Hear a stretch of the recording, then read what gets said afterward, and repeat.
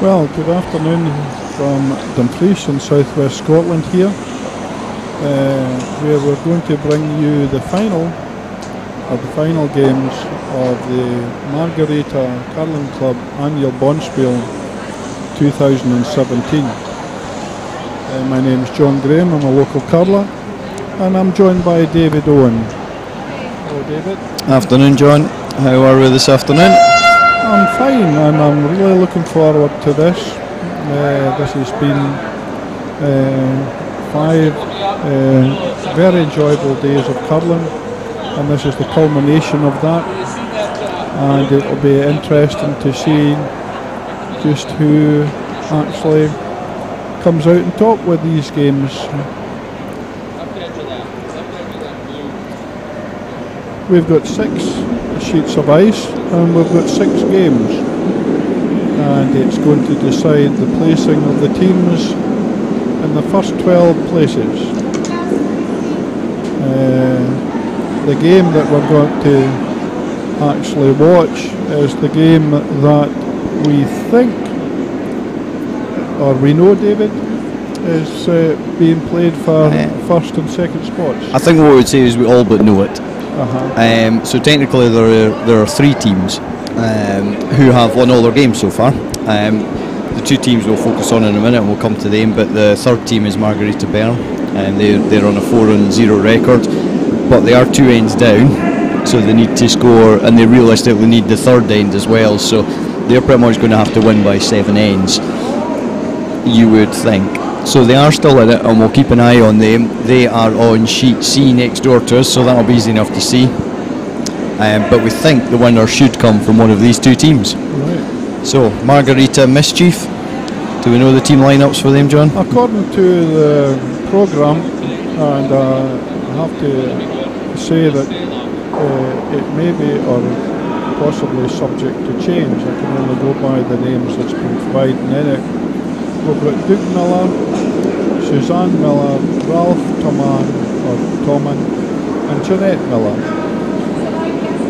And Mumsy Margarita? Mumsy Margarita is Marcus Fisher, Russ Armstrong, Sean Reid, and Margaret Archer.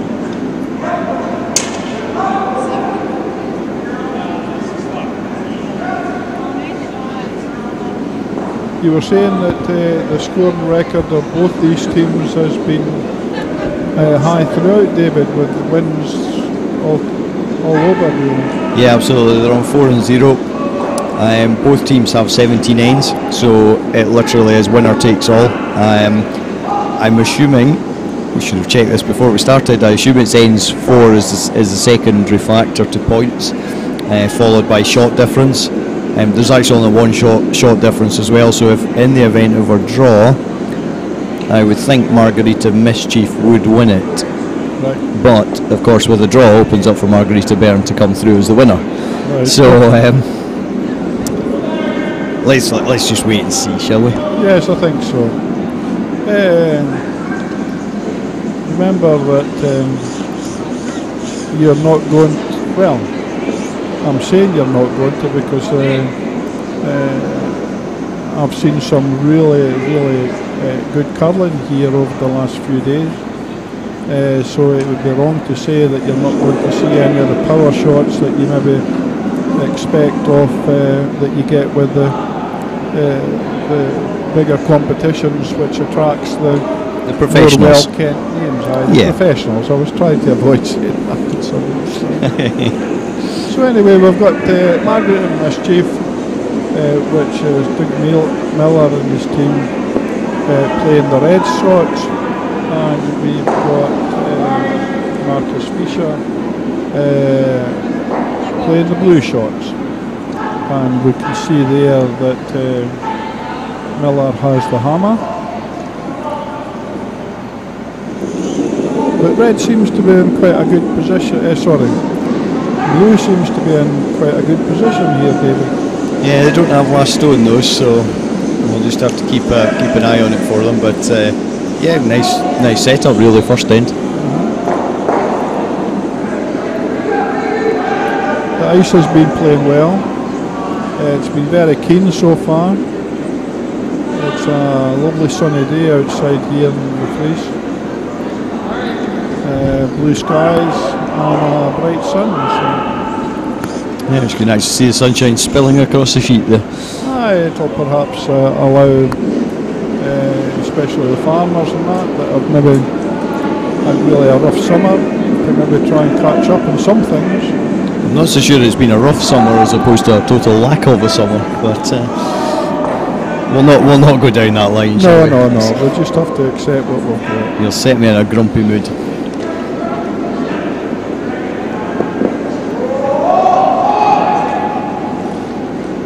Nicely played. Like it to swing a little bit more, but not to be. So I think we'll look to see an attempt on a double takeout here.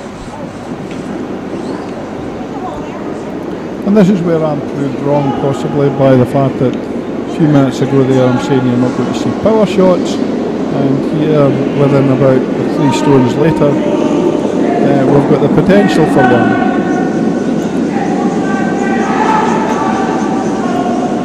It's not far away. Just nosed it, but that's not too bad though. That's okay. A good result. I suspect we'll see the Mumsy team. You notice how we've shortened the names, by the way. We're just going to call them Mischief and Mumsy. Right, that seems easier than anything. So we'll see a guard. You see the ice is down for a guard here, but maybe not the easiest thing to guard. It's risky anyway. It's risky. They would certainly prefer the red and the back of the 8 foot not to be there. Some atmosphere in this curling lounge, Jack. There is. I was just thinking that perhaps when we get the chance after this end, we'll maybe just give any new viewers or listeners maybe a wee bit spiel and the background to us being here. That was a not too bad a shot.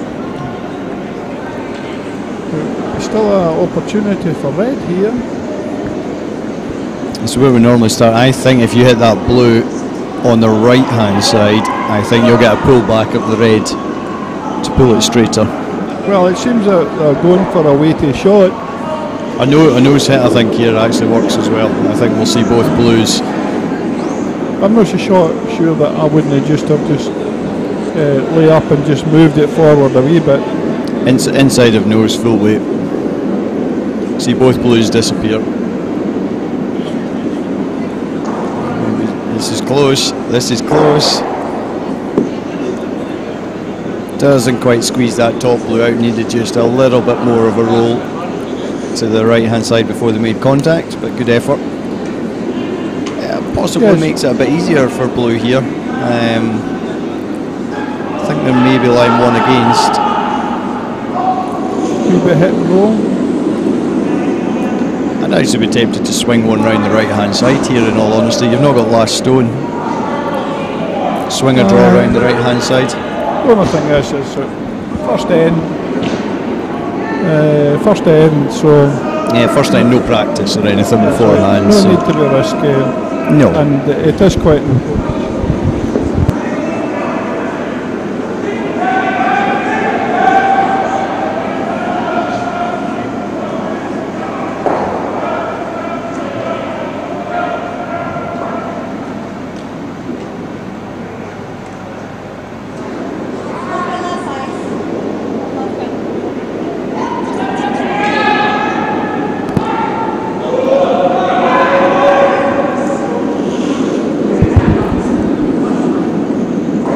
Good hit and stick there. Gives the Mischief team a chance to hit and roll though. The only thing is that there's always the danger of it hitting it straight and it jamming on the back red there.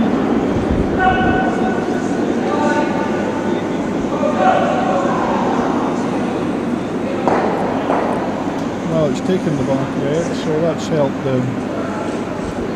the blue team in some ways. I thought you'd called that there.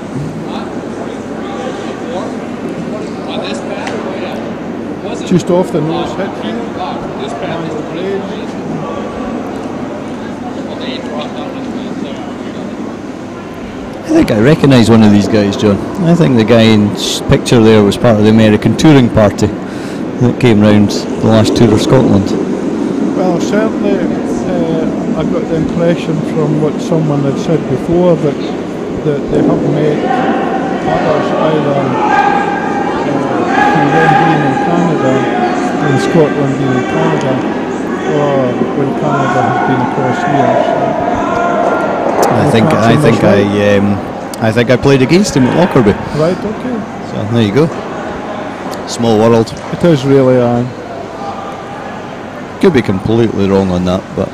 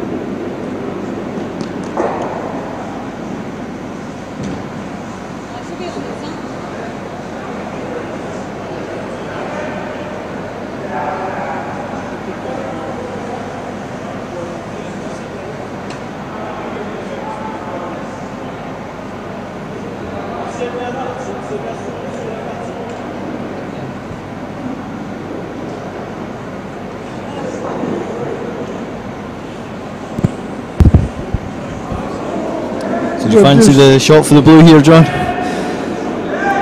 well, I'm not too sure as to, is he going to just try and draw the shot, is he? He's going to have to, because this is, I think, if we've got the shot count right, this is the last stone, the blue's last stone, and if he doesn't do something, I think he's just going to hit this back one off, actually. I think that's what they're limit the damage. Damage limitations, isn't it? Yeah, because if they don't do that, then they're looking at a big end, which may render the rest of the commentary less exciting. That's right.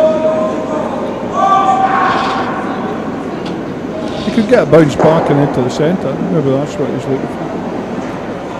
That stone was travelling.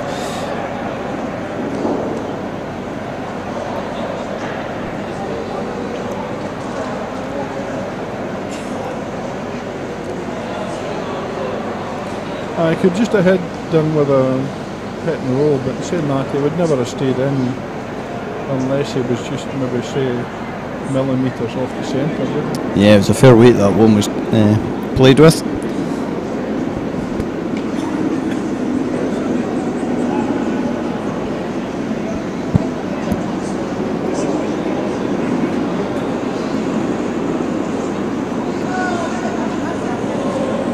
So red to play the last rock.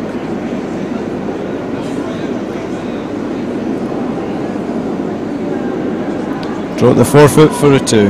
Or do you think they'll play the hit? I think they'll play the hit.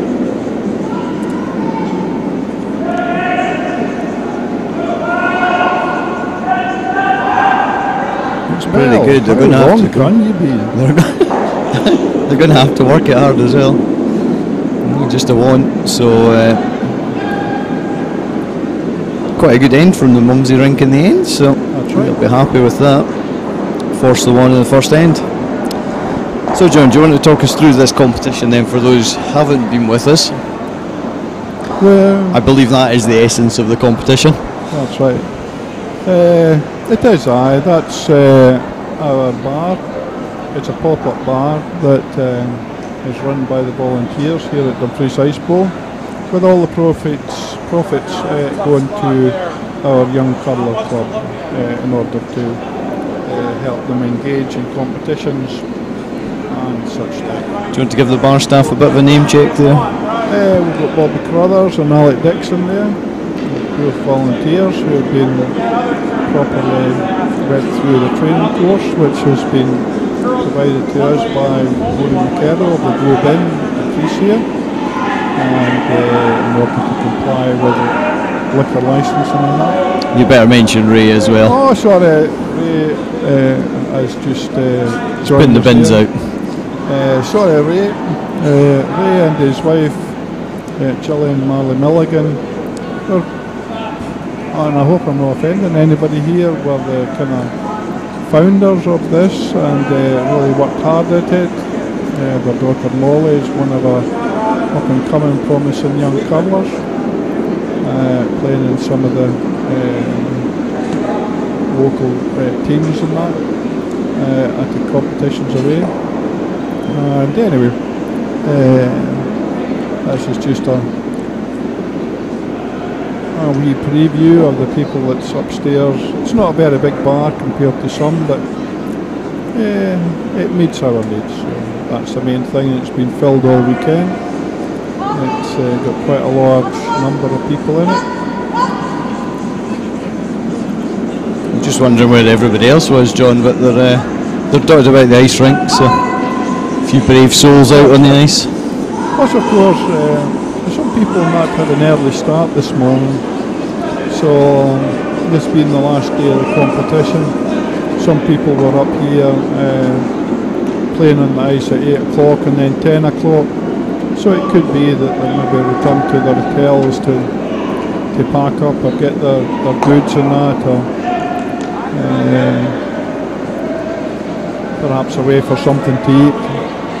And there's others that I know were heading off to train stations to try to get up to Edinburgh this afternoon, or possibly Glasgow, in order to catch flights back today or tomorrow.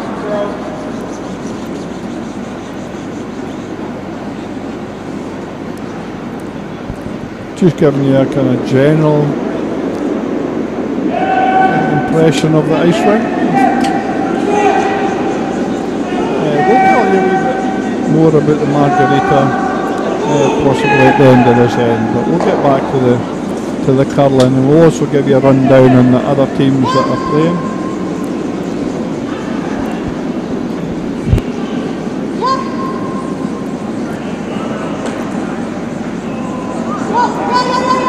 Just for your information on that, the reason the cameras were set up like this was to meet the coaching purposes as well. It was also felt that the way curling is going, it was important to be aware of where the stones were as guards, and while it's nice to look down straight upon it, it's also nice to see what's actually in play throughout it. The only thing is that sometimes we get skips that move too far forward, and it's not within we wouldn't want to stop people from standing where they want. No, exactly.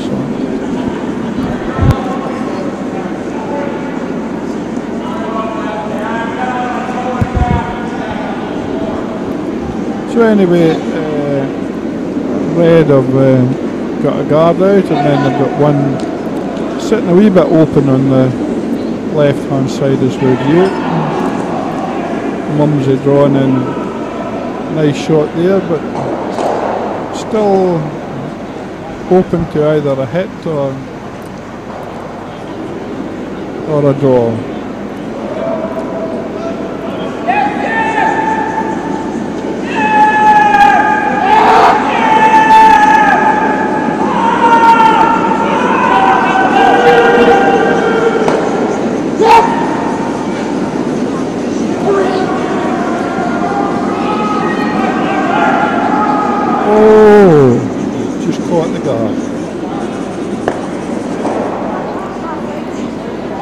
The ice, while it's been keen, has had a draw on it, even with a bit of weight on it. Very tricky, the ice, I would say. But that's maybe tested the curlers and possibly provides the even playing field. In that if you don't actually get the ice quickly, you may be up against not so good a team, but if they get the ice and you don't, it's to their advantage. What do you think, David? Yeah, from the limited things I've seen of it, certainly it's, as you say, it's swinging. Fair to say if a stone starts swinging, it's a wee bit more tricky to stop than just holding it and then taking the brushes off and letting it go. Yes, you're right, David. I mean, when it goes, it really goes quite dramatically in that. But it's swinging on both hands. Certainly the ice staff here, Nigel and his team have been working on it all week, so done a good job overall, I would say. Yes. I don't think that we've actually had any complaints about the ice, either about the speed of it or about the draw that's there. Perhaps some of the more professional teams that, if they're listening to this, could maybe take a heed of that you should just play in the ice that you're given. Same for both teams at the end of the day. So you're right, but why is it that when it comes to professionals, those that lose quite often are the ones that say the ice is bad? Like? Yeah, I think there's obviously these guys go away to arenas. They have to. Probably fair to say they have a more positive handle, a better handle than most club curlers, and play the stone more consistently. But I think there does have to be a little bit of realisation sometimes that the ice has to be set up for the club curling, because that's what generates the income for the ice rink. So yeah, just sometimes a wee bit more appreciation, I would say, for the ice staff, and a little bit more tolerance when playing on what is 300 every other day of the year, if you like, club ice. Not many ice rinks open 365 days of the year, so it was interesting to view the recent game between Eden and Smith. Was it Smith? No, it was Greg Drummond. Nicholas Eden and Greg Drummond. And it was interesting that the commentators were at pains, either in that game or the game before, to make comment that the ice was not just running the way that the teams expected or wanted it to be, and it was just due to the conditions either inside or outside the rink. But it was interesting to hear that it just wasn't up to what the teams or they expected at that level of playing, you know. And there is a requirement for these top teams to have good ice, because if they don't, they can't play their natural game, and it's not as good to watch. And therefore the viewing figures, you know, I think we do forget, even though we are a small sport, the viewing figures TV wise still matter. Slides by the side. I suppose it's just like football, the pitch is water. Yeah.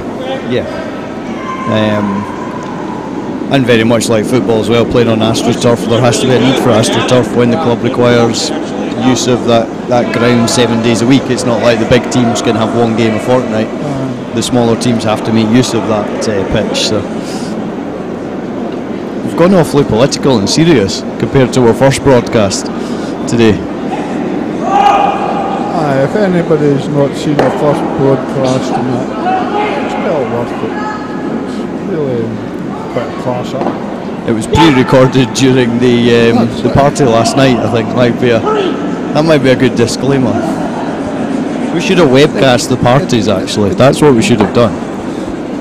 That would have been something. We could do that. If you want to come back next year, or we can travel. We'll travel. Yeah, that's not a problem. We just need expenses. Expenses. That's all we want, Tom. Travel and expenses, yeah. We have a crew of 8 here, so yeah, we just All 8 of us. And we don't need to go business class. Well, we do. The other 6 don't That's have right, to, aye, but aye. yeah. It's got to be some perks. Sounds like the BBC, doesn't it? It does.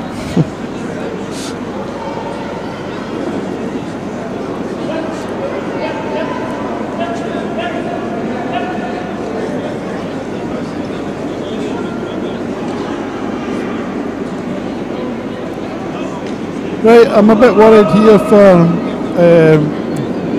the game overall because It's the one. Blue are just not getting into this end at all. Like. It's one of these games you just have to stick in, and they've got last stone, so I think they'll look to open up the middle here, remove this one that they're standing over. Probably a hit and stick wouldn't be a disaster. Right, but would they not be better going for that very front red that's just on the edge of the 12 foot? Possibly. I think I would go for the 12 foot one just to get that middle line opened up.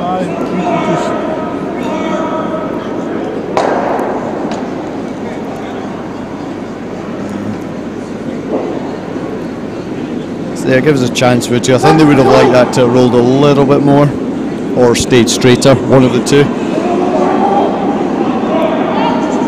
They would have liked an open sight of that back red anyway.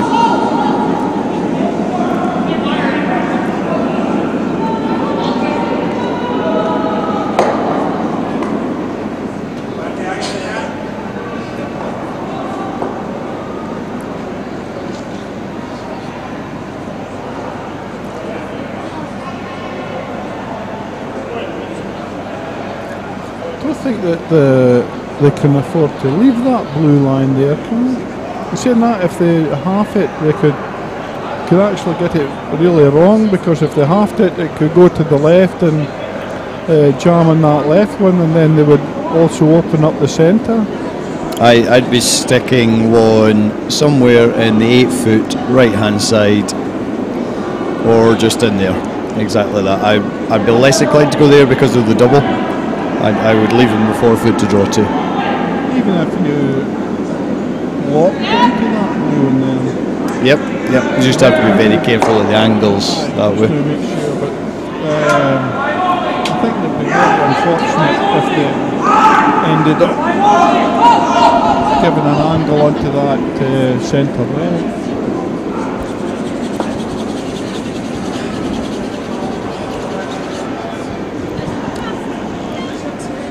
Will you be heading for Mexico this evening, David?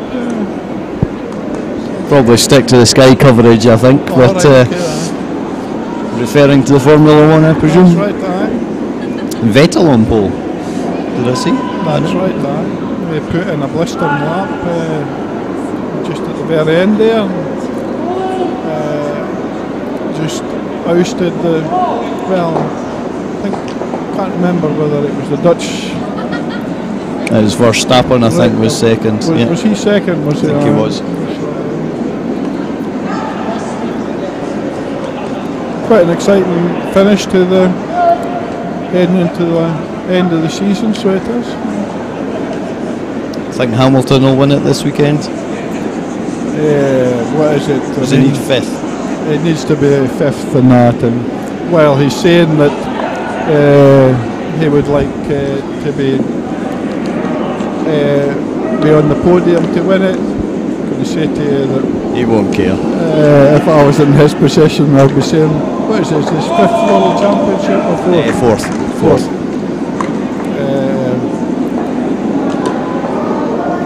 I don't think he'll be that put up about the podium or not. I wouldn't want to be on the podium if he's not on it and has won it. It'll be a very downbeat, won't it? And talking of downbeat, that's another 2 reds. And really the way that shot there went is kind of indicative of how the ice is running. If you don't play the right weight, in other words, look for to draw into the house, it will just run that wee bit straight, and it's still running straight in the last 8 or 10 foot as it's going into the rings. It would have started to draw once it was past it, you know. So just have a quick look across at sheet C there. This is of course the other team that could win it. Margarita Bern against De Beers. Unfortunately for Margarita de Bern, they're at the top of the scoreboard, so as it stands, very much the winners are coming from the game we're watching, and it looks very much like Margarita Mischief at the moment. However, let's go back to what the Margarita Curling Club is all about. It's funny you should say that just as the bar staff take another crate of beer past us. The curling club is aimed to provide club curlers, that's the term, with the opportunity of playing in a competition where they're not outnumbered by, as David had mentioned before, the professional teams, and we're not being disrespectful to them. It was set up by some curlers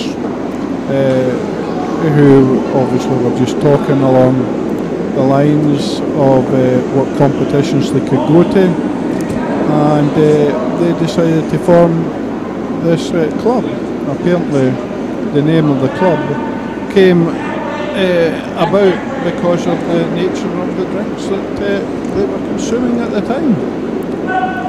And 21 years later, and some 300 or 400 members later, it's still going.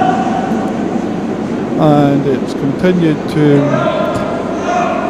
stand by the basic principles, and one of the ones is that you can't become a member of the club unless you played in a team on both sides of the Atlantic. And they seem to have a rolling calendar. They're working 3 years ahead. 1 year they're in Europe, 1 year they're in Canada, and 1 year they're in the USA.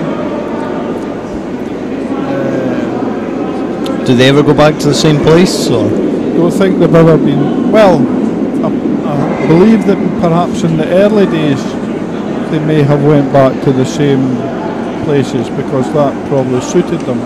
But as it's grown, it's moved. As I say,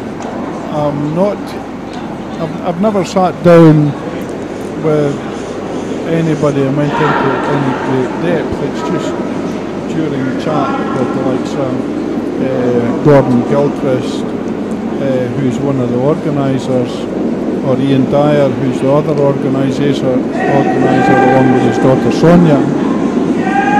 And so. Do you think we can get one of them to pick up a microphone?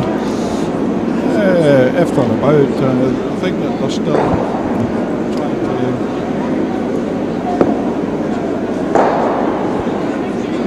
meet the challenges that it's there. The Gordon next door.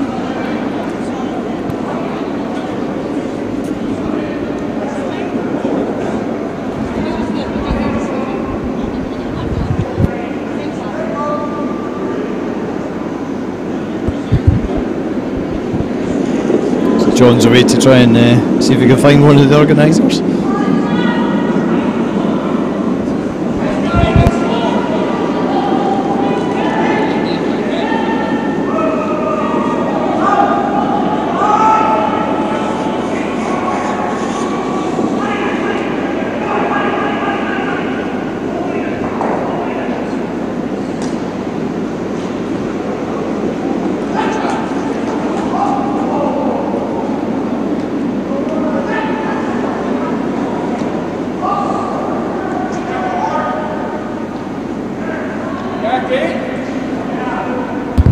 John's been successful. He's had a roam around the curling lounge, and we've got one of the organisers, the main organiser, Ian Dyer. Ian, is that fair? Or? I would think so, yes. Been quite a challenge getting this all put together. Yeah, it's been 18 months of planning that I applied to hold the event here in Dumfries. About 18 months ago, spoke to the one of the founder members of the club, Marcus Fisher from Switzerland, and eventually convinced them to have the right facilities, because getting a bit worried because sometimes we had an ice rink that was only 3 sheets. Right. So when you have 60 odd people coming, 60 odd teams coming, You need more than 3 sheets. I think so. Yeah. Yeah. No, that's fair enough. So 18 months on the planet is. I'm guessing, given the standard of the competition and the fact that everybody seems to enjoy themselves, there'll be plenty of ice rinks looking to host it. Is that? Yes, we have actually, the sort of venues for the next couple of years.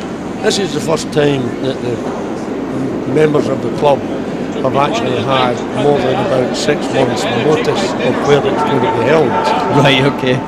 So last year when I was in Denver, I actually took application forms and spread them round the teams that were playing there. And by the time I arrived home, I had 60 odd teams applied. I had the Cairndale Hotel full, and that was another story, because when I went and spoke to them and asked them if they would block off 5 days or so for the tournament, they said, oh no, we can't do that, we can't do that. Can't take your word that you're going to fill the hotel. Sceptical. Oh, very sceptical. So when I returned back, a couple of days later I walked in to say, how's the bookings going? We're full. What the answer was. Ideal. So we had to move to other hotels. So it's been a fair old boost to Dumfries. So there's obviously the curling side of the competition, but what else has been going on in the background? Oh, it's more a social club than a curling club, I would say. I was just going to say stuff that we can broadcast on a family-friendly YouTube channel, that is. Yeah, we can. Well, there's always a theme to the Margarita competition, and the local club, or the local hosts, decide on the theme. Now, obviously, the main association with Dumfries is Robert Burns. We decided everyone seems to do that, so this year we thought we will look to someone else, and J.M. Barry is associated with Dumfries because he went to college here, and it was while playing in a garden in Dumfries he developed the idea of Peter Pan, so that's why we chose the theme of Peter Pan. So on the Friday night we have a fancy dress party, and the costumes I hope you will see in DG Life. Actually, we're in photographing it, so okay. I would think maybe next month's DG Live there could be, because some of the costumes were amazing. did Everything from crocodiles to Tinkerbell. And did you pull off Tinkerbell? Did you pull it off as an outfit? Or? No, I decided not to involve, because being an organiser you don't want to be. It's a good excuse. Mind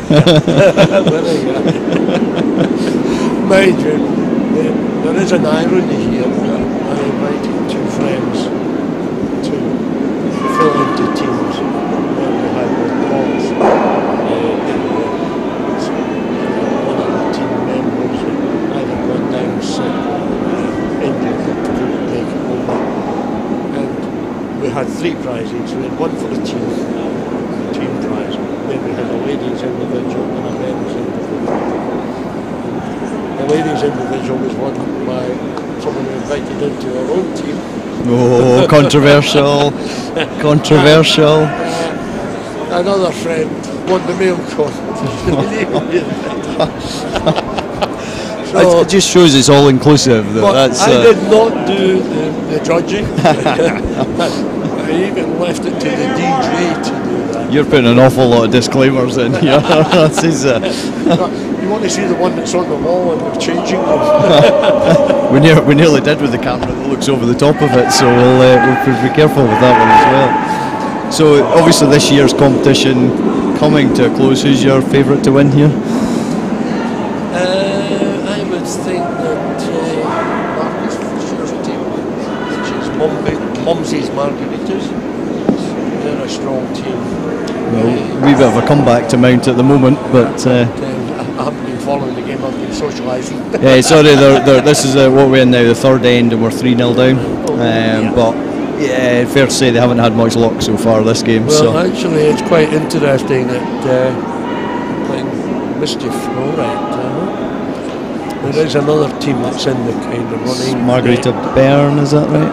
Is it Bern or De Beer? Oh, good question. Yeah, I think that they're playing each other anyway, so one of that team, yeah.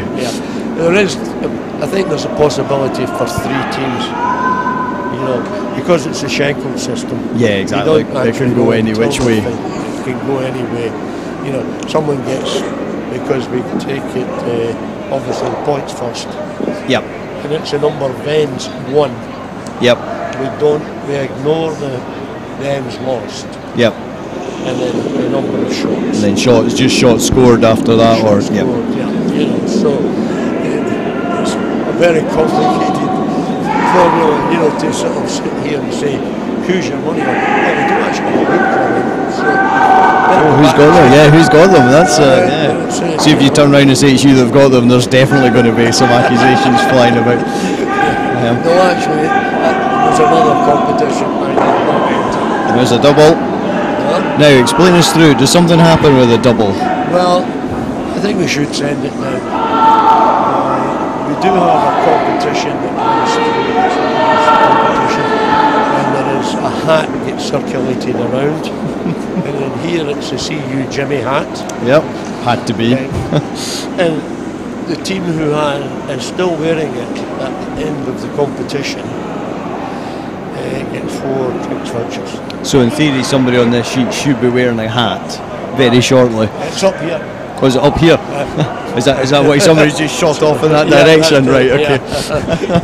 Fair enough. I had been asked and I thought, well, the competition is coming to a close. It's the serious stage. It's at the serious stage. Do we bother with it? But since you've just shown me one. Since I better, sorry about that. This is where you get a load of complaints that somebody else has just made a double as well somewhere. So as I say, it's obviously coming to a close. Is there any thank yous that you're wanting to? Yeah, not wearing it. any particular thank yous? Like to thank a real host of people. But I'd like to also mention that we have been very well supported by Dumfries and Galloway Regional Council. They've put on a marvellous reception for the teams on Wednesday night, and they also have provided some funds for the prizes. Okay, good. I would also like to thank, obviously, the Ice Ball staff. They have bent over backwards. Too far? That's right. So the Ice Ball staff, yep. Yes, and the ice technicians are absolutely fabulous. They have worked extremely hard because it's been such a tight turnaround, you know. We're getting a commentary going behind us. I know. It always happens at every single game, don't worry about it. If somebody could tell us what happened in that end though, because I missed the final score of it. Somebody won it at the end. Brilliant. We'll find that one out in a minute or two. We'll find out what the score was. And obviously, I think there is one person that really deserves a lot of thanks, and that's my wife. In the background, and you'll know, David, having done the Worlds, that you need that support. You need a bit of support, yeah. No, absolutely. It's a long job, and it's obviously it's been a while in the planning, and obviously when it gets here, it doesn't go any quicker or any easier. So, no, we are very fortunate. We've had very few problems. Good. Well, certainly congratulations to you, Ian, and everybody that's helped you host it. I have to admit, I haven't been in as often as I would have liked, but from the times I have been in over the week, it's been it seems to be very well received, and there's been a great atmosphere about the place. So, credit to you all. Thank you. And we'll let you get back to your socialising now. We don't want to tie you up too long. The voice is drying up there. I'm sure you'll sort that out somehow. Thanks well done, Ian. David. Bye.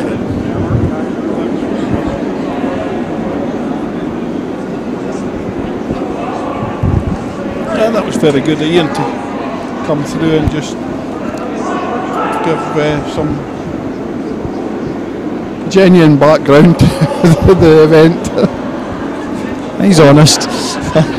Well, one of the things about the event is that, and we mentioned it in the previous broadcast, is that it's been a great event for the local region, but also Scotland in general. There's been 300 plus players here. The vast majority of them are from outside the, well, certainly Dumfries and Galloway. They've been touring all over Scotland. They've been staying at the Northwest Castle at Stranraer, where they played ice rink, where they played at the ice rink there. They're going back to, quite a number of them are going on to Edinburgh. They've been visiting things in the region. And as Ian was saying there, local hotels were totally packed out, which is very good at this time of the year. It's one of those events that, from our point of view, we would love to host every second year, because the folk that came are really great. Yeah, no, it seems to. I know it doesn't seem to be the thing to come back to an ice rink twice, which is understandable given the nature of the competition. But no, I'm sure everybody would welcome them back in future years. So really, we could really do with the blue team just getting to grips here. And well, for all we know, they might have done though. No, I don't think so. There's nothing on the scoreboard yet. All right, okay. I'll go and have another look just to see if there is, but I don't think there is. I thought there was 2 ends.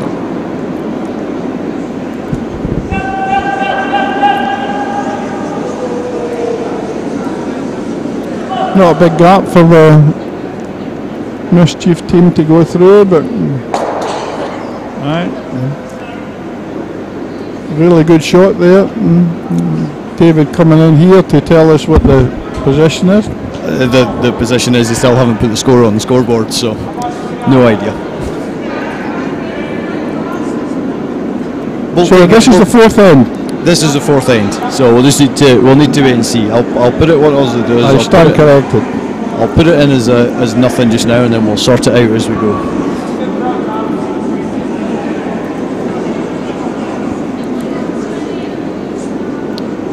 Treat it as a standalone end. Okay. This doesn't look very good. I'm crashing on that guard.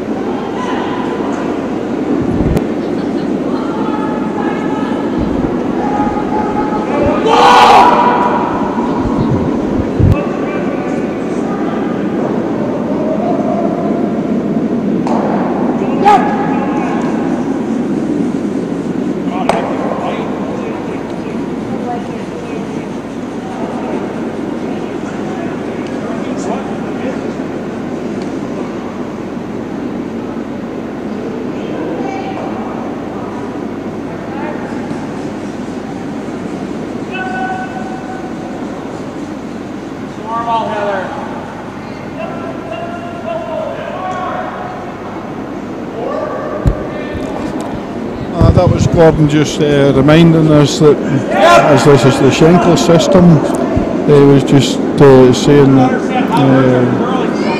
well, we're looking at this as being a final in actual fact in the Schenkel system. Others could actually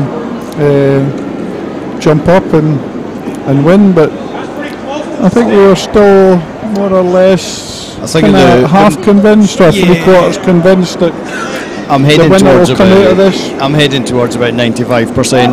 The team that needs to win, and they need to win with 4 ends to spare, are currently 3-0 down and 3 ends down. So I think I'm as a betting man, I think we're on it. There's another double, by the way. So the Jimmy Hart will be out, is it? Well, no, it was. I think it's still lying up here. It's just lying behind you, John, or it was. We've got an incident.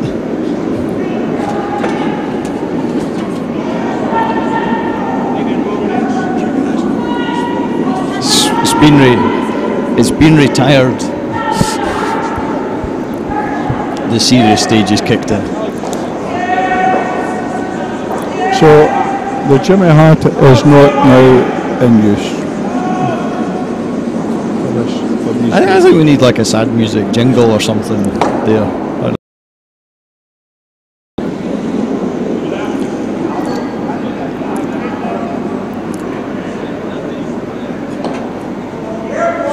Yeah, certainly maybe not as swingy as it has been in the last few weeks. Again, they have done a considerable amount of work on it, and there's no doubt that they changed it from what it was before. It's a really tight schedule of games as well, to be fair. The way that it's been run with this, the hooter going at 1 hour 40 or 1 hour 35, and just that extra few minutes it makes a big difference. The other thing as well is it's quite surprising how many teams have managed to play into the 8th end as well. Yeah, speed games. To be fair, this one's not going to be too far away. We've still got an hour.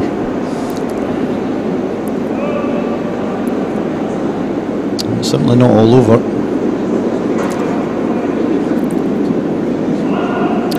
This looks a bit high. Does enough though.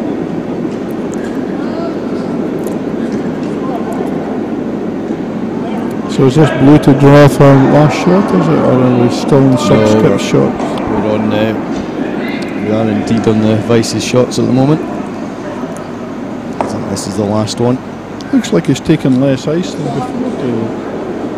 Yeah, his last one didn't really trouble the guards, to be fair. So just taking the ice in a couple of few centimetres.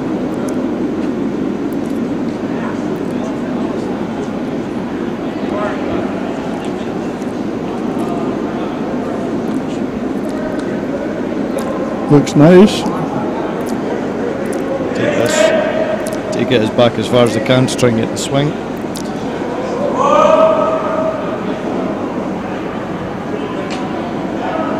It's a bit of a case of how aggressive do you want to be. Do you just get rid of the red, or do you give them a huge amount of profit? Sorry, get rid of the blue, or do you give them a bit to think about by putting one on top of it? I would put one on top of it. You're 3-0 up that we know of. That we know of. And you put one on top of it, they put one on top of you.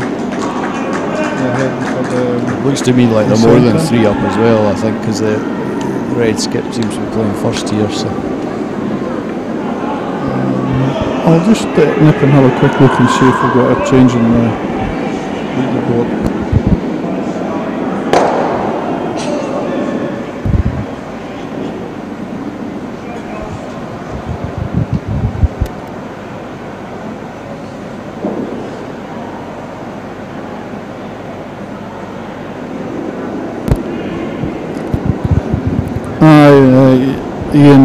Ian Dyer was just saying that somebody's a way to get their fingers wrapped about not putting the scores up still. So is it catching the? No, it looks good. Looks good. We've just played to knock it back. Just leave it there. And well played.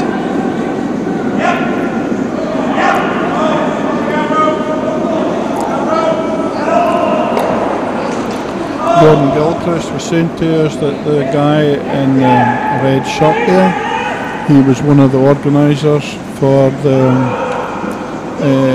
when they did Las Vegas. Ah, okay. He's,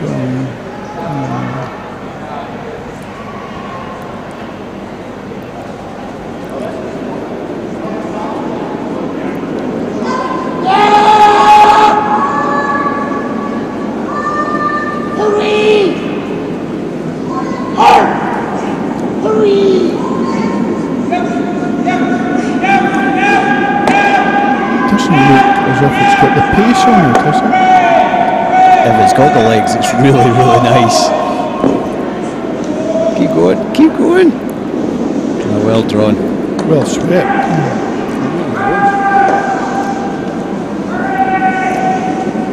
But an opportunity here for Red to increase it. I think this is their last stone, the Reds, so I think you just look to try and chip that out. I think you'll still be able to see a quarter to a third of the stones, so it's nothing really to lose by having a go at it. No, really, no. The only problem with, I know the sweepers will be tired. I think there's enough room to get on top of that blue, but there's not a lot of room for blue to get their second shot in there.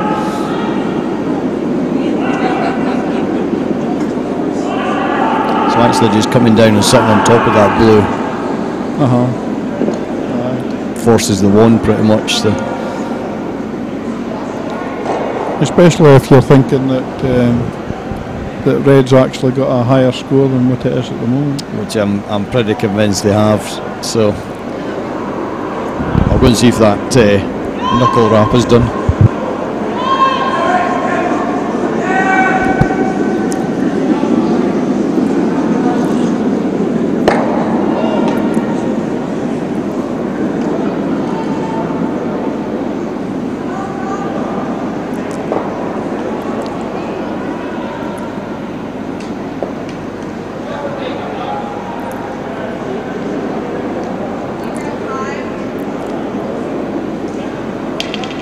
So Red just putting a good guard on there. Really a very good guard. Prevents the blue team from drawing round that right hand side there. Still no score up, I'm afraid, John, so we're kind of flying blind on this one. But a good chance for blue to score their two here. We've actually got people watching us this time. Have we? That's quite exciting. Oh. So more than one? More than one. 2. Keep going. 4. Keep going. 8. Keep going. 12. Spot on. Thank you, folks. For very little advertising, that's not too bad. So. No, really. Most of the advertising was just done to the people that probably, as you said, actually here. Yes, exactly. So.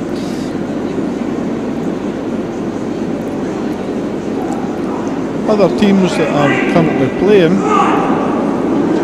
Hold on, John, we'll just finish this end because that's crashing and burning. So, fourth end is 1 to the Blues, which might prompt somebody to put something on the scoreboard. You never know. So it's something 1. My guess would be 4 or 5-1. As we head down the fifth end, John, sorry I interrupted you there. What else is happening?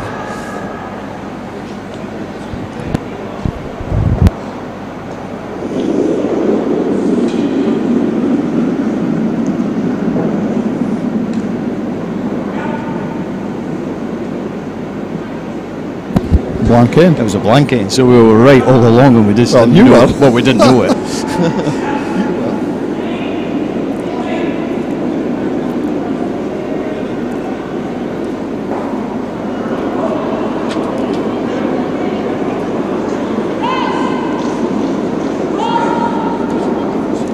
On A, we've got straight on till morning versus playing Margarita. On B, we've got Lokenhound Cowboys versus Lost Shaker of Salt. That game's all square, John. Just I'll give you the scores as we go. So that was B. Yep, all square on B. C is Bern versus De Beers. De Beers are 4-0 up, taking all 4 ends so far, so that effectively means the game we're watching is the final now. E is Philadelphia versus Denver Red. That's a fairly tight game, 2-1. And we've got the WYNG Club versus Canadian Crockers. Yeah, they're crocked. Right, okay. Not a tight game, I'm afraid. So really what we've got is we've probably got a really strong game here. So both teams are really doing us justice.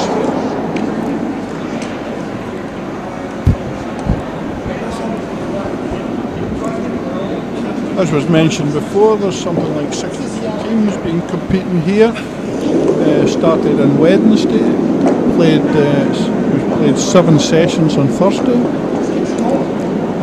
We had a civic reception on Wednesday night, and the colours have had receptions at the local hotel, the Cairndale Hotel, both Friday nights and Saturday nights. And on top of that, they've been forced to socialise here at the ice bowl or elsewhere during that time as well. And they seem to have done the socialising with some gusto. There's a few croaky sounding voices today anyway. They may be their normal voices, to be fair. Could have been singing last night. Could have been singing this morning. Or shouting on the ice rink. Shouting on the ice, that's what it'll have been. That's exactly what it'll have been. Our commentator numbers are in danger of increasing again, John. Are they? How's that? We've got loiterers behind us. Joined by Kenny Murray, the chairman of the Dumfries Ice Bowl Curling Association. So the best way to get people... Coffee would be great, Kenny, that'd be grand. Milk and 2 sugars, please. It's the best way to get a drink out of somebody is you say to them, would you like to do some commentary? And immediately, would you like a drink? I love it, I love it. Tactics. I'll take a microphone wherever I go now.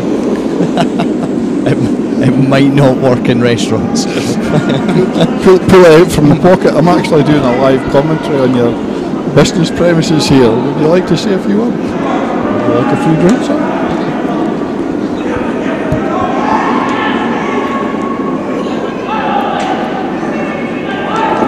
Attempted freeze, just slides off the side.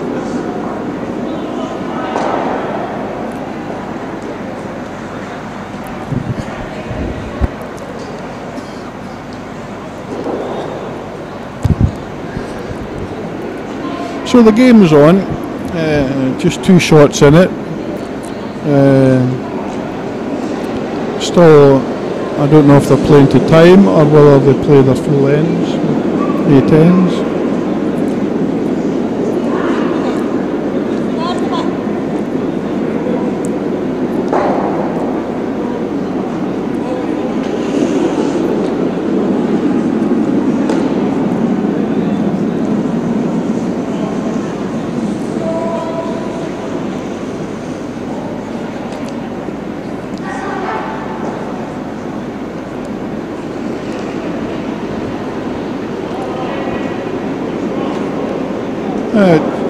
I'm looking at the rules here, and it appears that the time allotted for play will be 1 hour 40 minutes, with although it says with the bell being sounded at 1 hour and 30 minutes,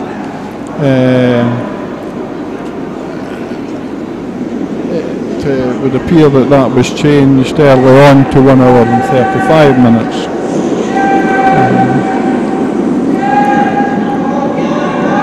As was mentioned before, quite frequently we've seen teams actually playing into the 8th end within the allotted time, so well done to them. Shows it can be done. Unlike some of the CCT events we've covered, that we've got to the, I think we've got to the 8th hour quicker than we've got to the 8th end sometimes. Kind of cynical outlook, Mr. Owen. It's nothing winds me up more at 11:30 at night when we go into the sort of the 40th minute of the 3rd hour of a game. It's decision making. You can't make a decision unless you've got 4 people there. It's faffing around. It'll get worse when we go to 5 rocks and the 3 guards. You're absolutely right. I think some people's heads are going to implode. I think the 5 rock will have to be linked to a time frame.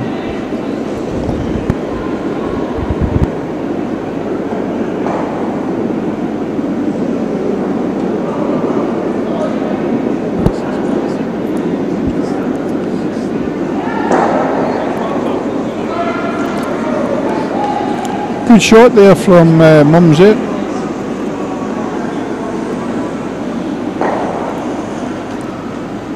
maybe just becoming a wee bit more confident with the ice now.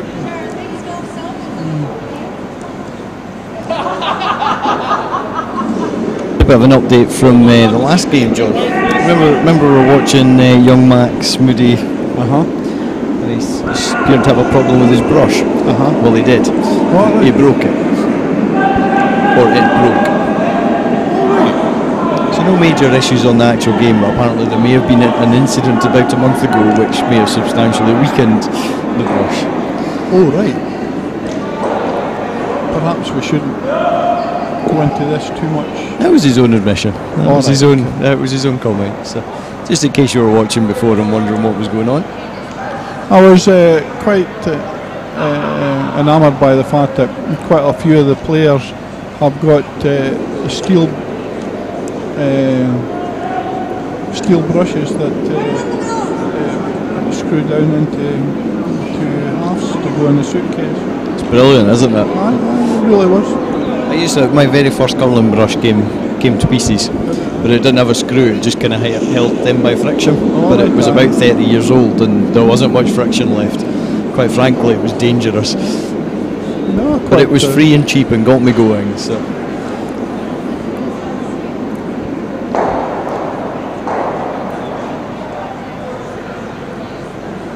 Certainly a lot better than trying to carry a big brush through customs and that. I don't suppose they'll go into a locker or above your head either. No, it's a bit more problematic.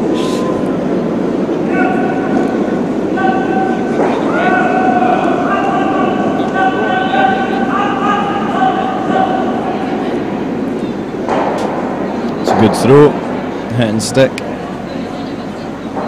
And we're on to skip stones.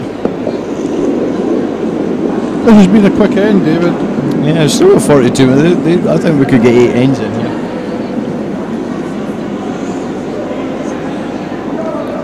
Depending on the score, of course. The only danger really to blue here is the split on the front one. So they'll want to make sure they stick around with any hit. You know what's totally different about this final compared to about the last 4 finals that I've seen here? There's people in the lounge? That's right. Yep, I think that's a fair point or something. Oh dear. Wow. Now the split comes into play. Yeah, it's nice to see the lounge busy, isn't it? It's not just the lounge either, it's down on the seats. There's probably about 30 people down in the ice hall watching. It's also nice to actually see people here when there's a final. I don't think it's just here though, they're enjoying themselves as well. It's not sitting in silence, it's no, there's a really good atmosphere, and I believe this is quite tame compared to most sessions as well. I would agree with you there, man. In terms of noise level, I mean. No, it's always good to see the lounge busy. And I think it's one of our aims going forward is to actually get the ice hall busy. There's no real reason we can't attract non-curlers in to watch a game. We've done it before. We were actually looking at pictures. It was on a document that the association was producing of the World Championships finals. And it was quite staggering to see how many people were actually in that ice hall during the Scottish senior ladies victory. So, opportunity here for blue. Yeah, just threw that stone too heavy. I think they are the mischiefs. Just didn't swing. I wonder if we charged everybody for coming in, people would then say, well, it must be worthwhile, so I'll just pay the £2 or something. I think that is exactly the way to do it.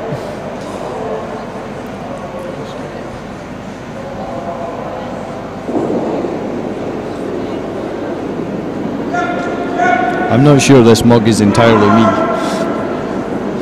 Oh, no, I think it is, David. No, definitely. It's not my first choice of colour schemes. I think that would look nice in your office.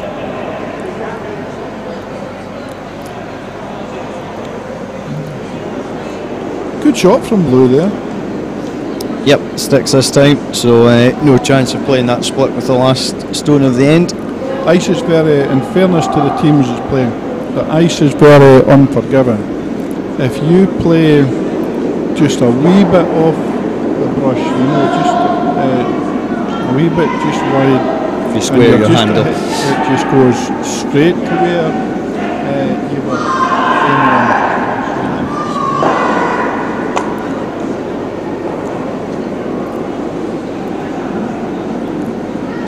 when did it, again, those that haven't seen this commentary booth that we're in, commentary booth corner, nice hit and stick for a one.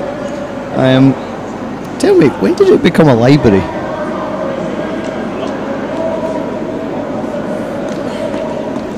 What David's pointing out is that there's books here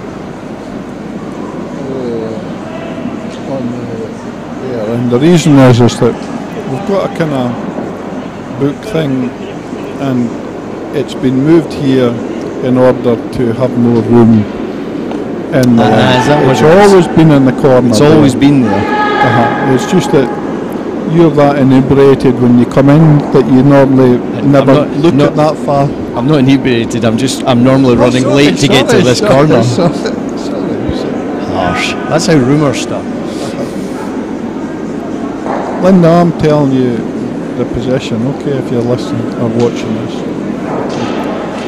with the kids who are saying, oh, I can hear Daddy's voice there.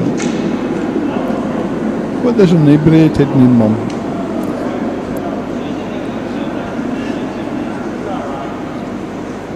Moving swiftly on. So, if you're blue, you've got hammer. John, how are you playing this end? You throw me under the bus, I'll throw you right back under it.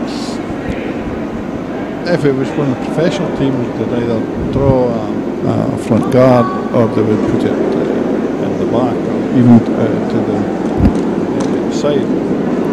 The nature of the beast in that, I would think that they'll draw up to the centre.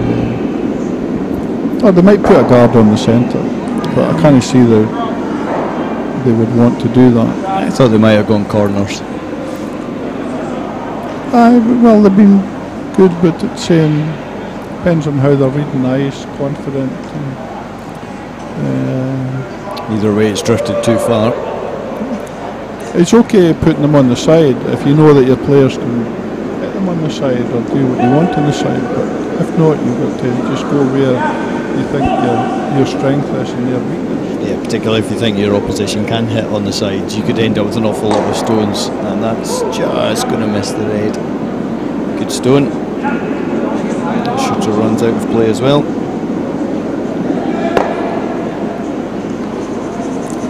I didn't form the opinion, having played 4 games, that they don't seem to use the free guard zone as much as what I thought that they would do. You know,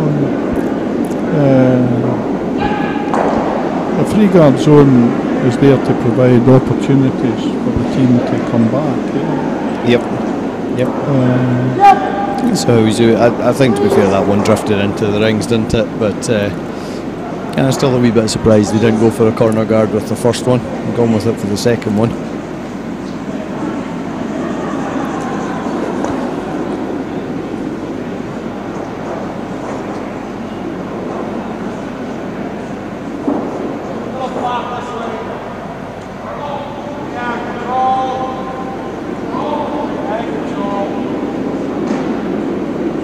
Just have a quick look across on sheet C, which was the other game. You can see that's 4-0. So Margarita Bern, they are, I'm going to call it, John, I think they're out of it. I think they're definitely out of it now. Okay, you heard that first from... Unless there's appeal. Unless there's appeal here. But they still need to come back and win. So, yeah, I'm calling it. See, with this game, I think that you wouldn't know which way it's going to run, because just the nature of the curling is that you could get you just getting a 2 and back in. 6th end, Still 2 to go. Wee hit and roll here. Miss from the opposition.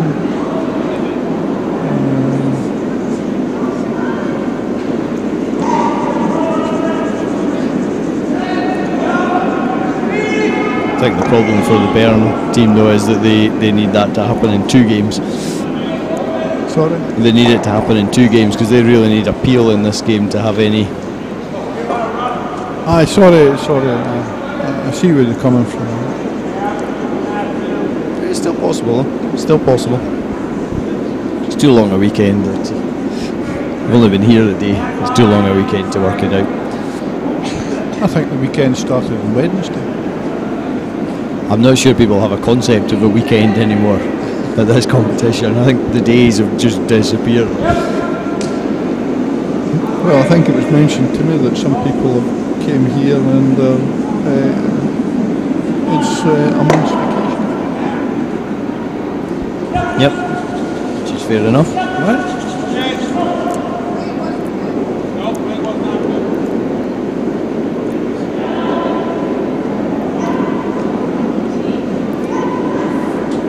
Nice shot. I know that it still gives the opportunity, but it forces the opposition to do it.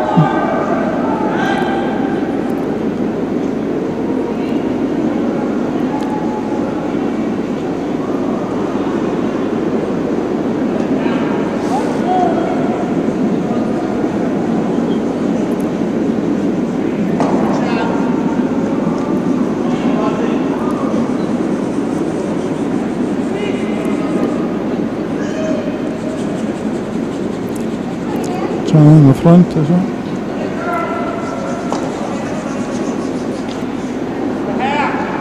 There's a big chance for the Mischief Rink to get another one, top 4. Oh, they're going to guard. I'm surprised by that. No. 3 up. 2 ends to go. Get it in the house. Keep it in the house. Put a guard up, the Blues can swing round it. Just difficult. Still the same game though. But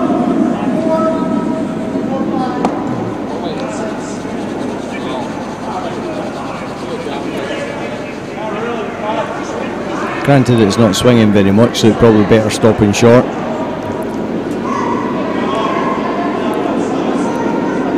See, I think that's in a pretty nice place. I think it is. Of course it could be that the skip was saying I'll put it there knowing that they're maybe playing a wee bit heavier. Playing with a margin for error. That's right, aye.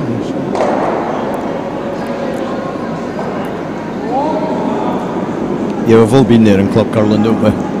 Try and be here, but short's not a disaster. And what you really should just shout up is, please don't be heavy. Please don't be heavy. What's this doing? Is it gonna? Oh, they've just feathered that guard. Well, that's really on. That's the worst possible result there. I agree with the long guard this time. Take it there, you've not got a microphone into someone in New Zealand? No, but I think we should experiment with that. Right, okay. And I think what we should do for the European Tour event is put it into the favourites here, and then we can just speak random rubbish to them for 2 hours to see if we can put them off.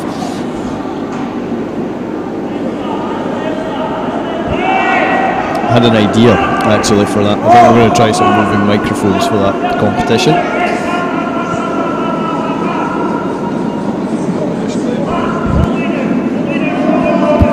We just take the prize money off anybody that swears online.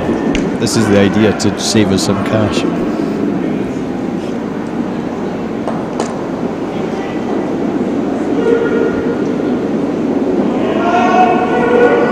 I think our webcasting's getting there though. We were talking in the last session about upgrading the cameras, so that's in the pipeline.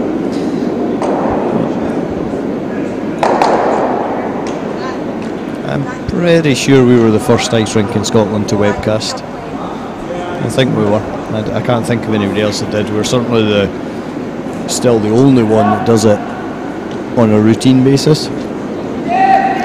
You occasionally get some pictures from Braehead, occasionally get some, I see there's some from Stirling, but it was somebody's phone, I think, from the balcony.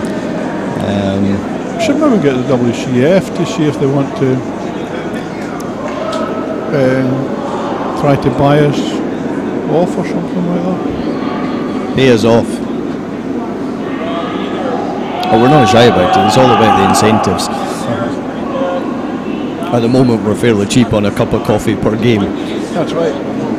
You don't have to go high to win the bid. Throw in a Mars bar every second game and we're sorted.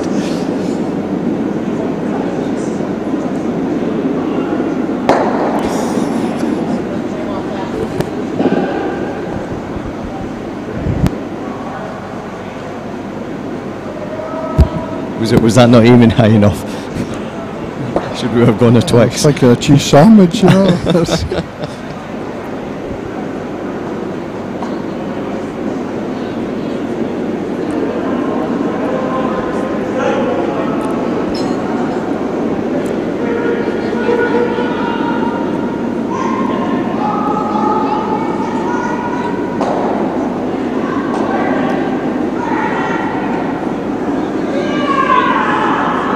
Maybe just overswung a touch. I think they were maybe trying to cover the blue as well. It's pretty good though. I think you're right, actually, I haven't looked at it. So we're looking at a double raise.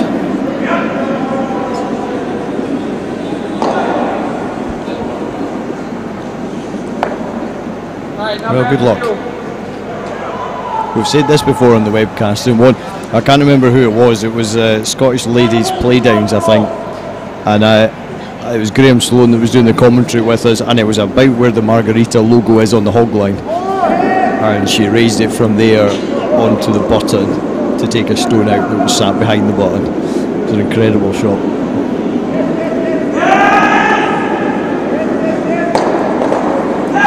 I thought we were going to get a wee result there, but no. Right. I'm interested to see what they call. I think they'll call a guard, but I think they should be in the 8 foot.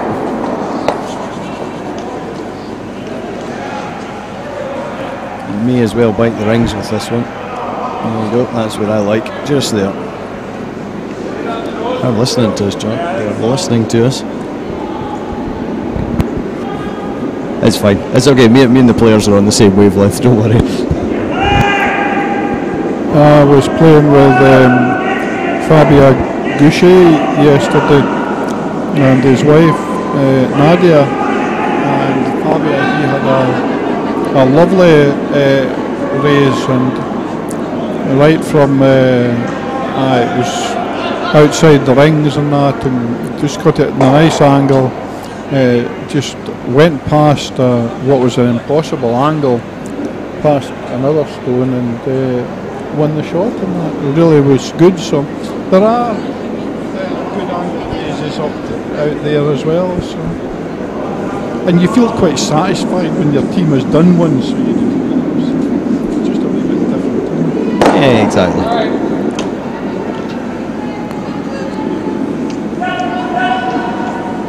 Right, so we're looking for top 8, top 12, just to the right of the blue that's already a guard out there.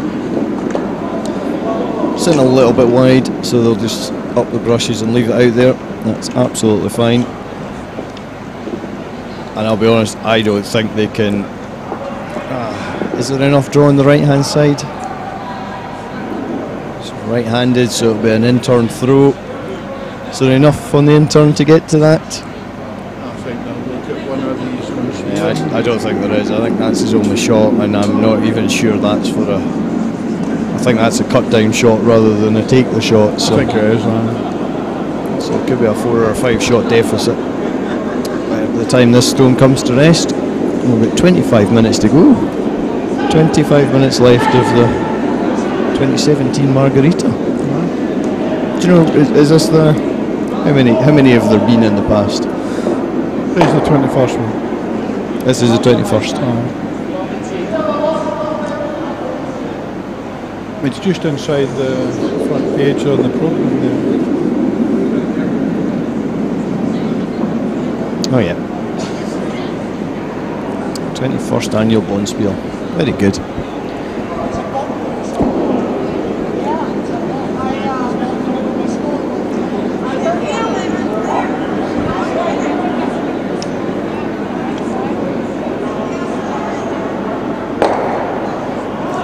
Just too high, I'm afraid, and that's another 2 reds.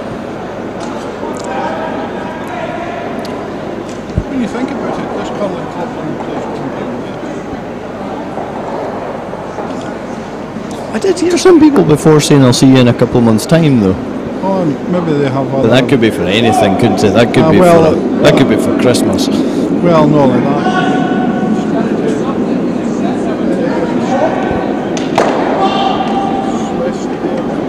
The race rink had shut down. It was only a 3-sheet one, and in fairness to them, you know, my immediate reaction was, oh, that's terrible, but he said the machinery was old and that, and they've got another one about 20 minutes away, so and the ground was being sold off for some other reason, and he says I got the impression that the equipment was just being binned because it was that old, because he said something about having difficulty getting spares for it. That's never a good start, is it? So clearly and they were a team that actually played with these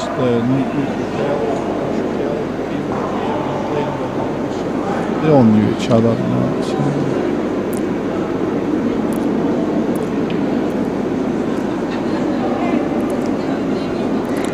So while I'm saying that this is related to club curling, we do have a lot of players here that are really good curlers and probably are like myself in that will enter competitions, you know, yes, or play with other teams and that. You know, glad you mentioned that, because I was going to come back to that earlier. It was about the first or second end.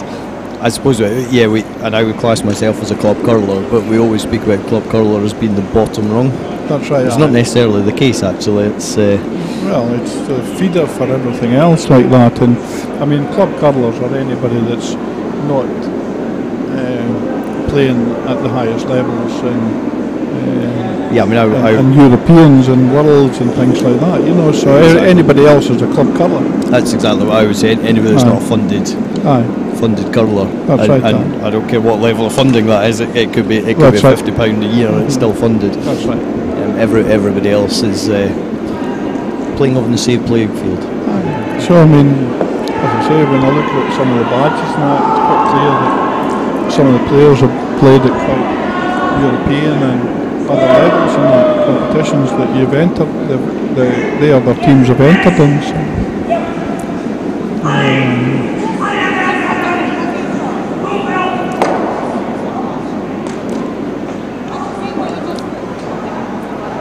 We're really getting to the stage of needing these stones in, and that one's done just that. The other thing is that a few of these teams clearly are family teams. Yep. It's not that they've come packed with all the best players that's in the club, if you know what I mean. No, it's they enjoy curling together. That's right, so husband and wife, daughter, whoever it is, you know.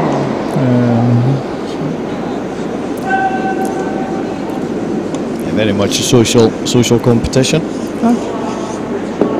That doesn't mean it can't be competitive as well, though. Oh, because they've been really competitive when you're on the ice and you see just how much effort they're putting in. It's in the true spirit of curling. You know, we might be friends before we go on, we might be friends when we come off, but can I say to you, in the middle bit there, we're fighting for every shot, so no quarter given. I'm not asked, I'm sure. No need for umpires yet, or anything like that? No, they sort it all out themselves. We're not that. This is not that type of thing where we need an umpire, you know. So. Good.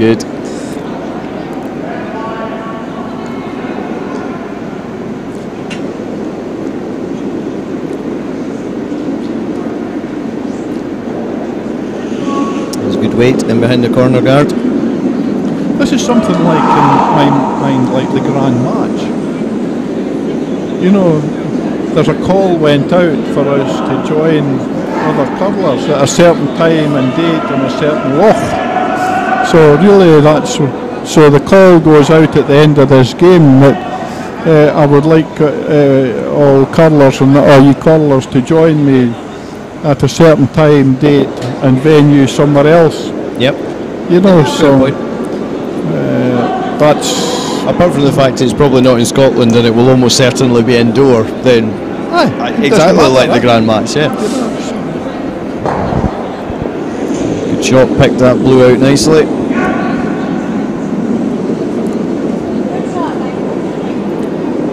So the only Grand Match I went to was that one that was half abandoned, and we ended up playing on ice that was going up and down depending upon the weight of the number of people that was on the ice. Whereabouts was that? That was up at a few years ago. Remember that? When it almost happened. It almost happened. We went up and there's a whole lot of us went up. We had a great day. Absolutely fantastic day. We ended up on that, the Sunday, we ended up on the Forth Canal. Alright, We had a game of curling on the Forth Canal. And you can look up the date, because if you look on the BBC website, I probably told you this before, the bit we scraped to play a game of curling, it was Musselburgh Curling Club. Somebody stole a Volvo in the middle of Edinburgh that day. Later on, and then they drove it out, and it fell through the ice. Guess where it fell? Guess where it fell through? On the bit that we were curling on. Sports. It was only about 2 foot deep as well, so it wasn't too bad. But I'm not sure we'll ever see a Grand Match again, unfortunately. But you never know. I think we'll see it this year. Take Frost as a starting point. He's hardly had a frost last year, so it's it'll be good to see. That's a fair call. We'll have a Grand Match this year. I think we'll have a Grand Match. Mark that one down. If we end up with one, I'm coming back to you for the lottery numbers the next week.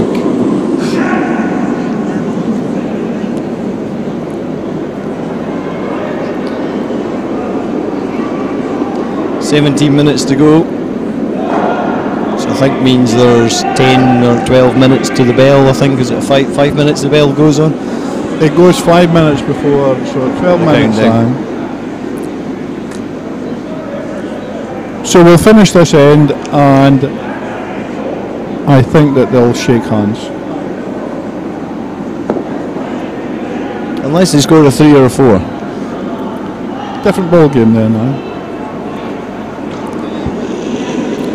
Even a 2 might just keep it going.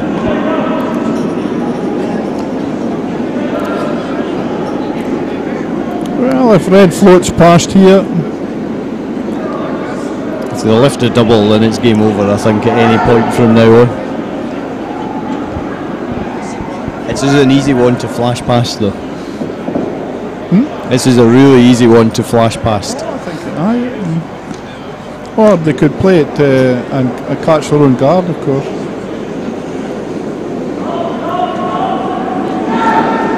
Mischief will be a little bit frustrated at the moment that it's their guard causing them problems. No, they've got past it. Oh, big swing there. I'll be quite happy with that. Would you freeze this one first if you were blue? I think you've got to gamble on a freeze, do you not? Well, if you don't, they're just going to hit you. And they'll gamble and say, well, if we just cut them down. So you've got to hunt for some way in which to keep it nice. You even ignore that red and stick another one round the guard, top 8 foot. No, I think they'll lie on top of it.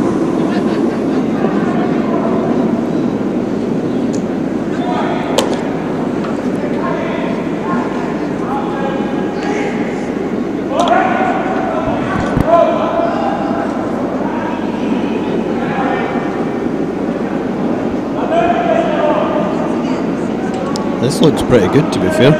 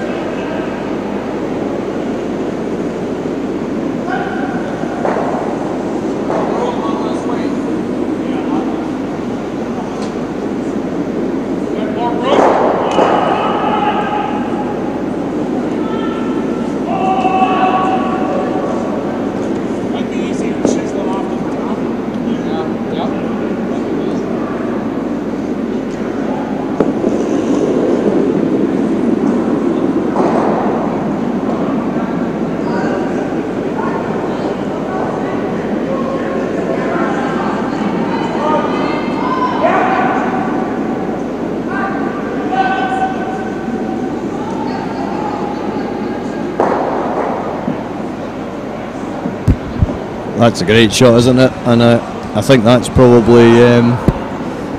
I think the writing's on the wall now. Game winner. I would say so. I would say so.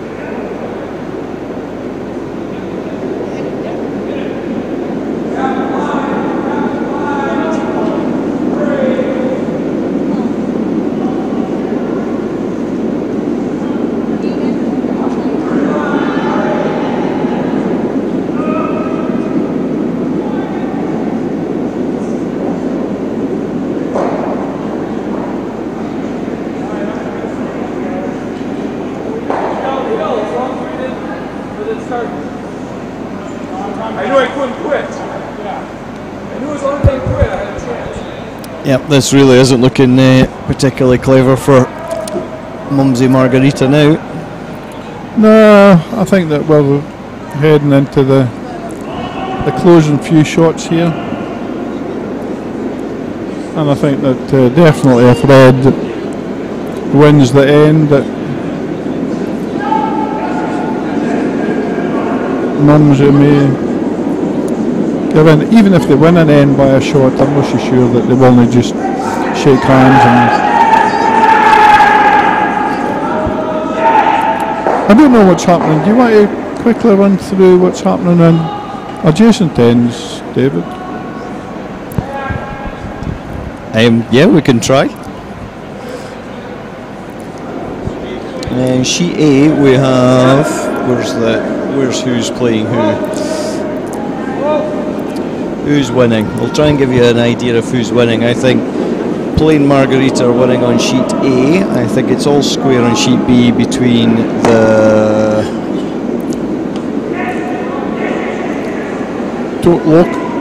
Tokenham Cowboys and the Lost Shaker of Salt.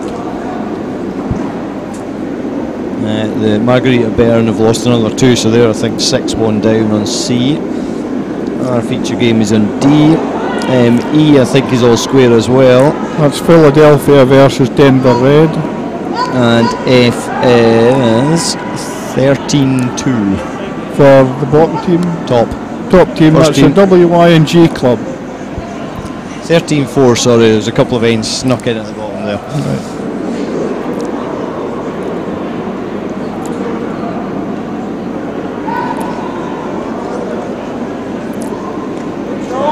I suppose really Mumsy's got nothing to lose by trying something a bit risky. I think it's on. It is on. It's half stone blue, isn't it? They're going to try and get rid of all 3. Well, they don't need to get rid of all 3. It's a split basically on the front blue. So it is on. I think it'll actually go quite close to the back one if they get it thin as well. So this could be quite a spectacular triple if they get it right. Well, I wish them all the best. That's the one you make and then shake hands, isn't it? So that'll do it. I'm not going to top that.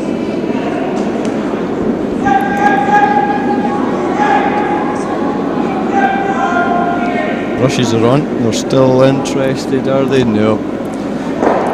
It's going to be a 3, and I think we know what's coming next. Is it? No. I think they're going to play the last third, John. I suppose the Schenkel at the end of the day. They're going to finish as high up. They could still finish 3rd or 4th with an extra end. So.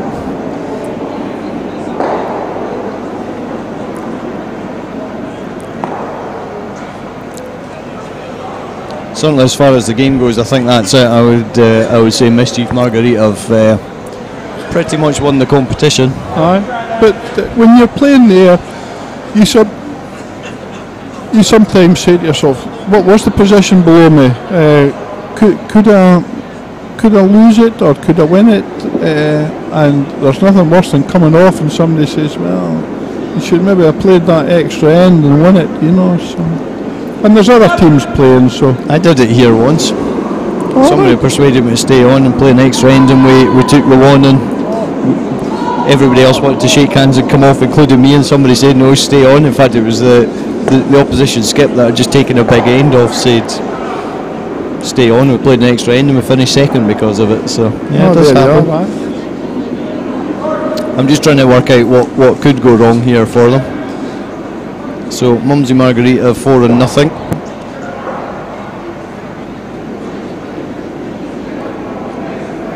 Yeah, I think they're going to end up third or fourth by the look of it.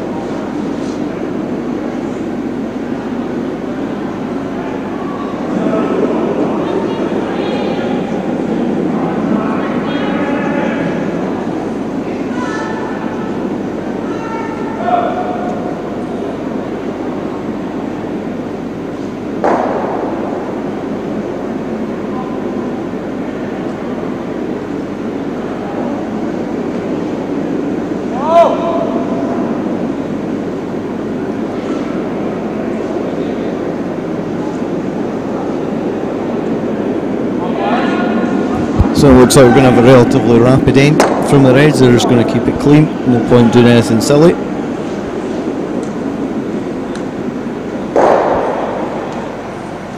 So again, people out there wondering why they're still playing, but obviously it is a Schenkel, so we'll just be looking for an extra end, you never know.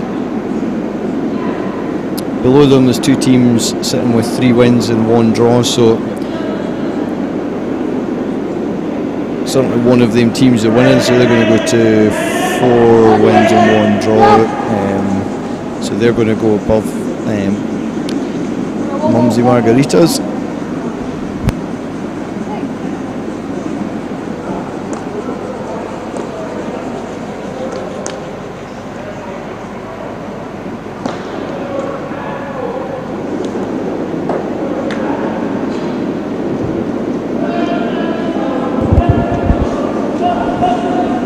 Start to try and peel the guards now.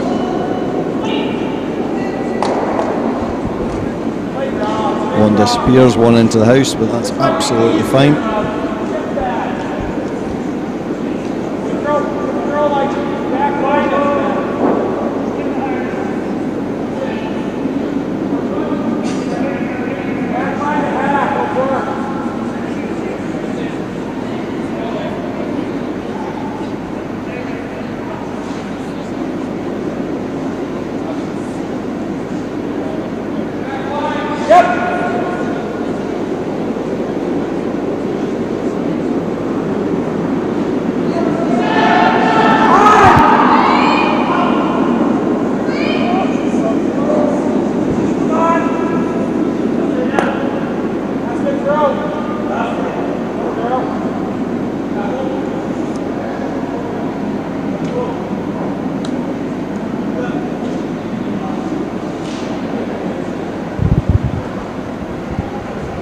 Another guard goes on.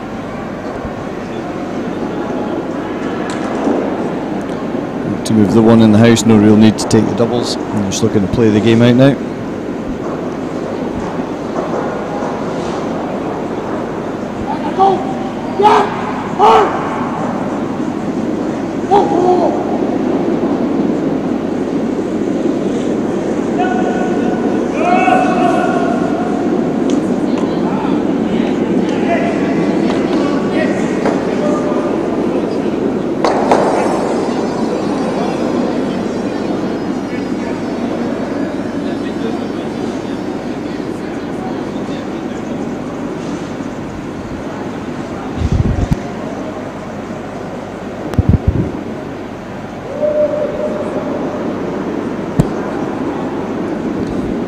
could roam around the curling lines, John. What's the thoughts out there?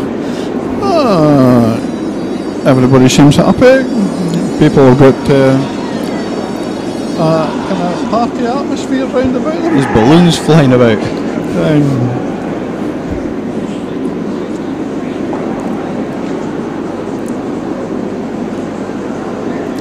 Unfortunately, this game is just kind of petering out a little bit, but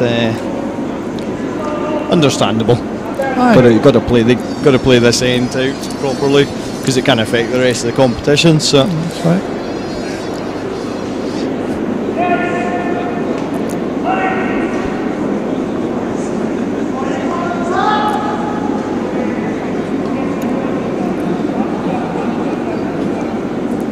Apparently there's 12 of them going out to the cave-ins tonight. Ian Dyer's birthday today. I don't know. I never asked what age he was. I never even knew it was his birthday. So there's 12 of them going out to the cave-ins tonight to celebrate that. So happy birthday, Ian.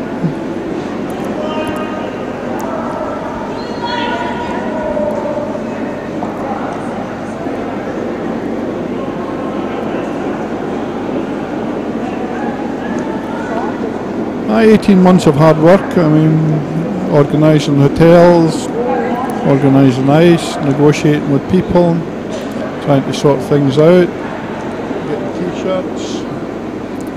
See, there must be some kind of travel bags, curling bags, and see, just been unboxed at the far side, yeah. And just all these different things. So there's a lot of nice little touches going into it, like treasure hunts around the town and pub crawls and. We've got, if you look in the Facebook, Dumfries Curling Facebook, you'll see all the plastic Margarita glasses, which Graham Sloan made up into a kind of wee mountain. Got to give him something to do over the weekend. Graham's been really good. He's done most of the scoring. Jim Hogg, one of our local curlers, we're grateful to him for having drawn up an Excel spreadsheet, which ended up using, although the Margarita have got their own one. For some reason we didn't end up with it. Don't know why, but they've actually got their own spreadsheet. But anyway, Jim's was the usual one that he does for done the job flawlessly, I believe. So it's good.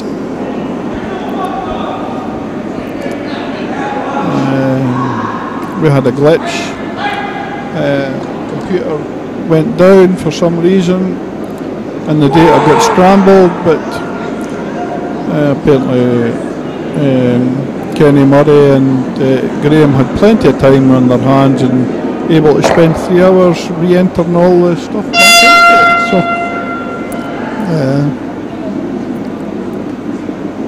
I think that will be that noise was Kenny Murray. With an air horn. He's been wanting to do that all weekend, I think. That'll be the end. When you see somebody going to do something and they kind of pretend to be confident and they look actually quite nervous about doing it, that's what that looked like. Well, I kept away from it because I hadn't the faintest idea whether you had to switch something on, turn something or do anything. Safer, isn't it? What's do you know what the plan is at the end, John? Is it a presentation up here downstairs? I really don't know. Been at the South Arena? I don't know. I don't know. I'm going to guess it maybe be downstairs, given all these bags and prizes look to be being unpacked down there. Right. So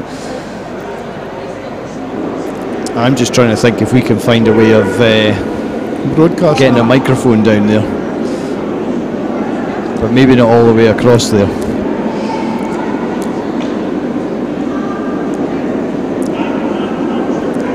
We'll see what we can do.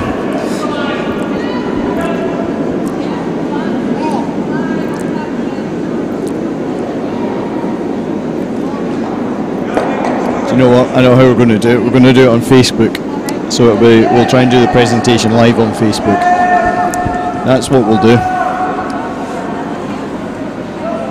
Did you hear the penny drop there? Here's the idea. Clunk.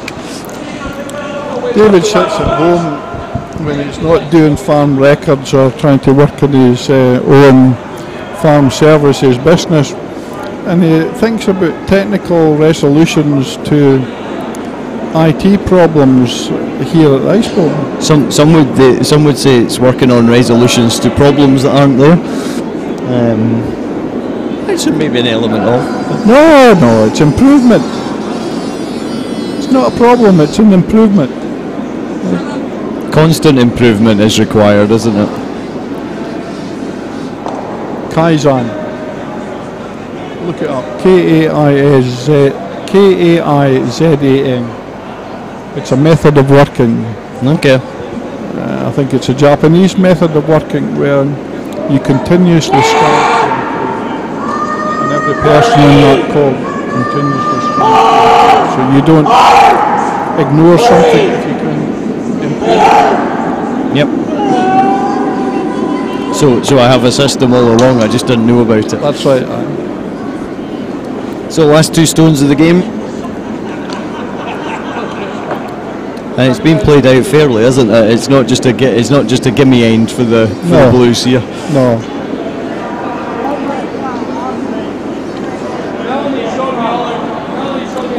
I suppose if you're blue in that, you're wanting to, if you can say, well, we won 2 ends, and it's just been a wee bit one-sided, and it's no, Blues just been unfortunate.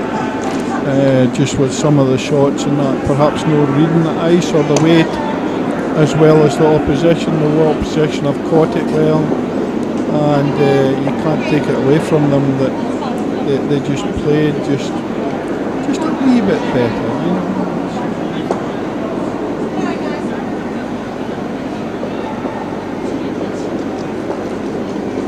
This looks a fairly good shot if it stops. It's by the blue. And that's a great shot. An example of just how the game has been played by the team mischief and that. Yeah, you think you're going to have a nice, easy, straightforward, take the end shot, and all of a sudden, bang.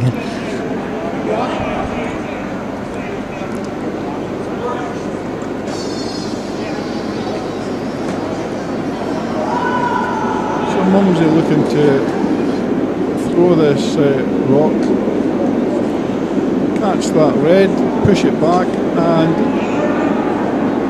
if they were really brave and playing heavier weight, they'd get 3 out of it. I think they'll be happy with 1 though, won't they? It's looking good as long as it's not on the front. It might be on the front. Oh, it's on the front one. And that's maybe just the way that it's went for them. Wee nicks and wicks, and if they're for you, they're good. If they're against you, they're bad. Anyway, so there we go. And setting all this up, and being here for the last 4 hours and that. I hope somebody out there appreciates it. You never know. You never know. But we do have winners of the 2017 Margarita. That's Margarita Mischief. Congratulations to them. Well done again to everybody that's organised the event. It's been a great few days by all accounts. And thank you, John, for helping with this as well. Okay, thanks very much, and to all those Margaritas, I hope you've enjoyed it, and I hope that I wish you all the success in the future. Good afternoon. If you want to see the presentation, that'll hopefully be on our Facebook page, so if you search Dumfries Curling on Facebook, and hopefully you'll hear from us again at various events throughout the season. Thank you.